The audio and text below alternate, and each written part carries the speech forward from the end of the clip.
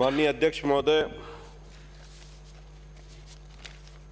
राजस्थान सार्वजनिक परीक्षा भर्ती अनुचित साधनों की रोकथाम के अध्यापय विधेयक 2022 पर पक्ष और विपक्ष ने अपने विचार रखे और लगभग सभी इस बात से सहमत हैं कि सख्त कानून बने।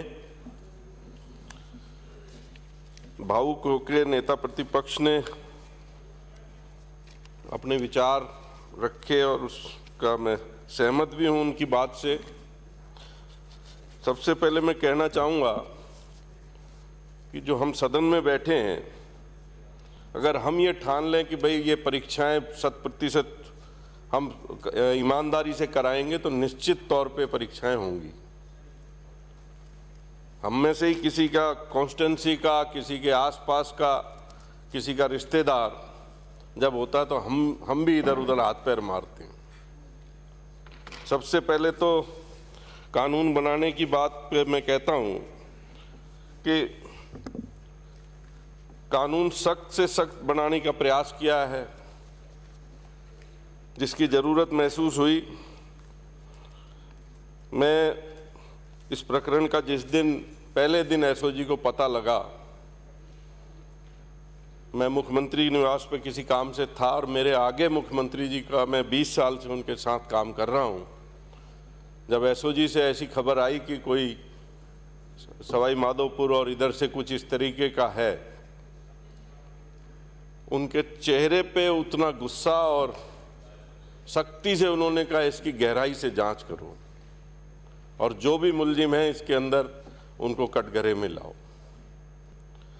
जब से ये रिट के और सदन चला है, जब से लगातार जो बात आ रही थी, मैं इन सारे उसमें देख रहा था कि हम जो कानून है 3 साल वाला, जिन मुलजिमों को अरेस्ट हुए उनको जमानत मिल गई। सदन में धारीवाल जी ने कहा कि इसके लिए अच्छा कानून लाएंगे, आप सब ने मेजें थपथपाई, सख्त कानून लाएंगे। मैं कहना चाहूँगा कि आज जो बिल पेश किया इसमें विस्तार से परीक्षार्थियों के द्वारा अनुचित साधनों का प्रयोग किए जाने पर 3 साल तक का कारावास तथा 2000 रुपये तक का जुर्माना। ये उसमें था 1992 वाले में, जो साहब ने पढ़ दिया। मेरे ख्याल में अब जो आगे का है इससे 2022 वाला मैं बोल देता हूं। महोदय, प्रस्तुत विधेयक में दंडात्मक प्रावधान मुख्य रूप से इस प्रकार हैं। अनुचित साधनों का प्रयोग करने वाले परीक्षार्थियों के लिए दंडात्मक प्रावधान के अंतर्गत 3 साल तक का कारावास, न्यूनतम 1 लाख रुपए का अर्थदंड एवं सार्वजनिक परीक्षा से 2 वर्ष के लिए वंचित किया जाना सम्मिलित है। परीक्षा एजेंसी के साथ मिलीभगत कर अनुचित साधनों का प्रयोग करने वाला परीक्षार्थी सहित कोई भी व्यक्ति को 5 से 10 वर्ष तक का कारावास एवं 10 लाख से 10 करोड़ रुपए तक का अर्थदंड दिए जाने का प्रावधान किया गया है। अपराध के आगमन से प्राप्त संपत्ति की जब्ती, कुर्की व राजसात करने के संबंध में प्रावधान किए गए हैं। इसमें अनुसंधान अधिकारी द्वारा राज्य सरकार की पूर्व अनुमति से चल या अचल संपत्ति को जब्त किया जा सकेगा।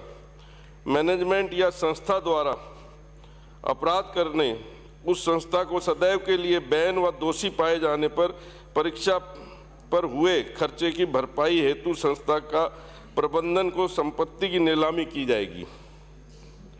इस प्रकार के अपराध संज्ञेय और जमानती एवं नॉन कंपाउंडेबल होंगे। अपराधों के ट्रायल के लिए सेशन कोर्ट का प्रावधान किया गया है तथा अनुसंधान के अतिरिक्त पुलिस अधीक्षक के स्तर के अधिकारी या उससे ऊपर के अधिकारी द्वारा किया जाएगा।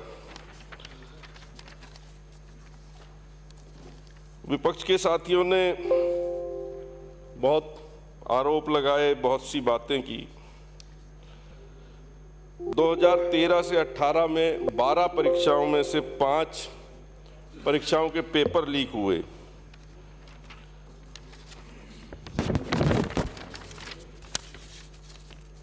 RAS परीक्षा 2013, कांस्टेबल भर्ती परीक्षा 2018 परीक्षा निरस्त की गई पेपर लीक की वजह से। कनिष्ठ लेखाकार भर्ती परीक्षा 2013 जो 2/8/15 को हुई, परीक्षा निरस्त हुई 3/6/16 को। बिल पास कर सेकंड बिल में जाना। क्लर्क ग्रेड द्वितीय पेपर लीक हुआ 2013 का। 11/1/2014 को परीक्षा हुई, दिसंबर 2015 को ये परीक्षा निरस्त की गई। जेल प्रहरी परीक्षा 2016, 24/1/2016 को परीक्षा निरस्त की गई। कुल 12 परीक्षाएं आपके टाइम में हुई, जिसमें 5 परीक्षाओं में पेपर लीक हुए। तो मैं कहना चाहूंगा, हमने 2019 से 2022 तक लगभग 80 परीक्षाएं हुई हैं, जिसमें 2 में पेपर लीक हुआ, 1 में कोई धोखाधड़ी का, दूसरा तो 3 परीक्षाएं निरस्त हुई हैं।